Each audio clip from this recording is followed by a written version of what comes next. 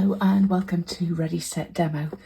After waiting impatiently for my next paper pumpkin, it has arrived and I have been playing. Let me quickly show you what was in the box apart from the cards and things. So we have really pretty stamps. These say, wishing you happiness, you are invited, time to celebrate. We've got a kind of tree or bush, some little stars or explosions and a firework. Because this was the beginning of my subscription, I also got a block, a square block included. So you get that when you first subscribe. We had lots of die cuts, which you can see I have used. Some dimensionals and some bling. A little misty moonlight Stampin' Spot, always useful. Some tear and tape. Let's put this aside. And the envelopes, which are coordinating, which are just beautiful. Look at those. Absolutely stunning envelopes. So let's start off by showing you the 3 projects as they're supposed to be made. And you can just make 9 cards, 3 of each of these.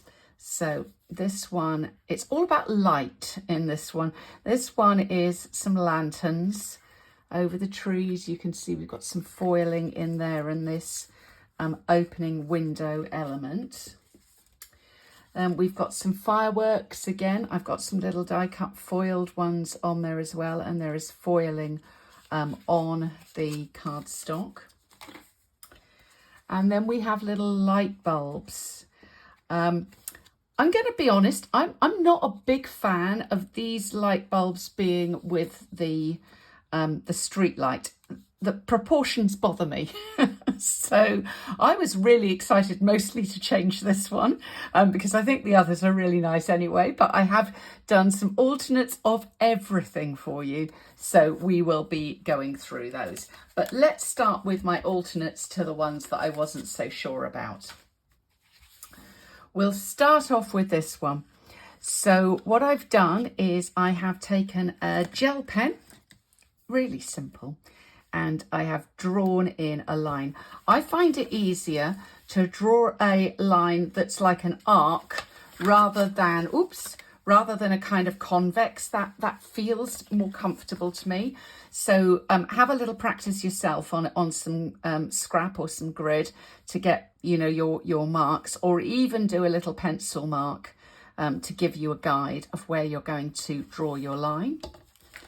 I could have stamped my trees on the bottom, but again, I want to just make it a little bit different. So instead I stamped one of the greetings straight on and a little bit with the little mini star stamp there. And then I took 4 of the die cuts of these little light bulbs and hung them. I also think they're kind of like I always think of light bulbs as like ideas, or, you know, great idea or something like that. I could see them being used for that too. And they might be fun in scrapbooking as well. So you'll notice I did not use the other lamppost here. Instead, what I did is, here is number 3, and I've used both lampposts. Again, I've come in with my white gel pen, and this is a Stampin' Up one that's in the catalogue now. And what I've done, again, I've done that arc turning upside down, and then I've drawn in a couple of little bows where this is tied onto the street lamps. And to make these little pieces, on my window, where's that one? Just grab that. You've got all these little press out pieces. So I grabbed some of those, I stamped them. I found a little happy birthday. Now this was out of banner sayings. This is currently my most used greeting set because it's got lots of little greetings.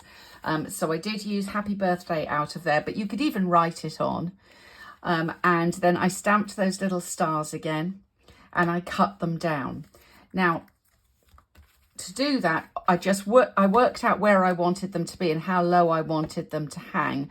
So I've got the side ones slightly shorter and these are slightly longer, but I still took, a quarter of an inch off the top. And to do your banners easily, we're just going to cut up in the middle and then in from each side. And that gives you a nice, even banner effect. Just to make it a little more, even more kind of extra, I've made little dots here where the twine is feeding through, and I've actually drawn on lines. If you were doing this in a different colour, this would show up a little bit more in terms of those lines, get feeding through. But even just having the little holes where you would imagine the twine is, I think looks quite nice, just drawn in. Okay, so that's those three. Let's have a look this time at the firework ones. So here's my original firework. So for the next one, I've done a little fancy fold, a little Velcro dot on there, and opened up and done it like this. So all we've done with this kind of buckle fold effect is I've cut 2 inches. So I've measured in 2 inches and cut that piece off. Let me just check where I cut it to. It's not, here we go, it's my buckle card notes for you. It's not essential exactly how far you have it going across. You need to have enough room to put a greeting on if you're going to do that. So I actually trimmed it to 2 3/4 inches. You could go 3 inches, probably not much more than 3 1/4. And then I've scored it at 1/2 inch. So this has been folded over and stuck on. And then the piece where I've stuck it on has been hidden behind the fireworks. Now I've actually used two sets. This whole piece is one piece of firework. And I've actually used 2 sets and just sort of chopped it and put those down the middle. So I actually used 2 sets of those fireworks, 3 of the die cut ones, and then I've stamped some fireworks on. And because I've used Time to Celebrate, I've put in a little "You Did It" on the inside from banner sayings, but it could just be happy birthday or whatever you want. A little bit of bling on there. That is also from this kit. So that's that one. A little bit of a fancy fold. And if you like a fancy fold, do make sure you check out Ready Set Demo, because I have got lots and lots of fancy fold classes there that you can get. And during June, I've got 20% off all my classes. So make sure you go and visit Ready Set Demo. Now here's the next one. So here I've used the window, and I'm not going to lie, I dropped it on the floor and wheeled my chair over it. Anybody ever done that before? I was having one of those days. So my window's not the neatest here. They are a little bit fragile. I wouldn't suggest running over it with your wheel stool. Anyway, inside here, I've used the die cut pieces, which are foiled, some bling, and then I've stamped one of the trees and cut it out. You can see, if you look carefully, the trees are stamped at the bottom as well. It's quite subtle. So I've done a little cut out one there. And all I did was to use the piece that I'd cut off here, stamp my tree on, fussy cut it, and then I just went round the edge with scissors as well to rough it up. Let me see if I've got a little bit of paper left. I thought I did. Maybe I haven't. No, maybe I haven't. So let's just do it with a piece of random cardstock. So just if you just run your scissors along them, just sort of roughs the edge a little bit and gives just a little bit of texture on there. And then on the inside, I used some more of the cut-offs from this card here. So these were the leftover pieces, and I've put You're Invited and Time to Celebrate for this one. Okay, and finally, so here's the original, which was again using the window and having the lamps on the inside. This little piece down here, all of these are the die cuts from it, and make this little kind of windowsill area where you can stamp. So here is my next one. I think this is my favourite. So I've just done a little W fold at the side so that it stands up like so, and you get that depth. So in order to do this, I needed a kind of a double layer. So to achieve that, we'll flip this over. The back of the card is also printed. So I cut the card in half. I actually cut it down just a tad. So I've cut the card down to, where are we? 4 1/8. I've actually cut that down to. So we've got 2 pieces, 4 1/8. Then I've taken and I used the perennial postage dies, and I cut out the aperture in the front. Don't throw that away. We're using that for the last card. So I've cut that out. Now, if you don't have perennial postage, you can do this with a trimmer, and you're going to need to cut an aperture about 3 1/4 by about 4 1/2. So something like that, cut the aperture out. And then, as I say, we've got these little W folds, which are making it stand. And that is 5 1/2 by 1 1/2, scored at 3/8, 3/4, 1 1/8. And as I say, W fold it, and then you're going to glue the W in like so down the sides. Use Tombow because it gives you a little bit of wiggle room. And tip, this is a how do I know? Make sure you stamp your trees first if you're going to stamp trees.